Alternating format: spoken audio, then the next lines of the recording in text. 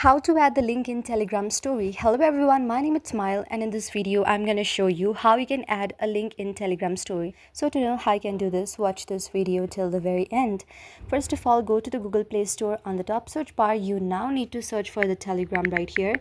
Make sure you have installed and updated the latest version of Telegram on your device. Tap on the update option if you see one. After updating it, just choose the link of any YouTube song, website that you want to post on your Telegram story. Open your Telegram for that. After you open your Telegram, go on the my story icon which you see right here. Now you just need to click a photo right here to add a story. Go on the add a caption option, tap your story right here, and you are done.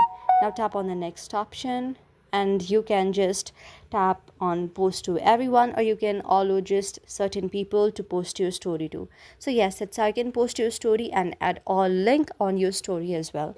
So I hope you like the video, and if you like the video, then please do hit the thumbs up and subscribe button, and also comment in the comment section below. Thank you for watching.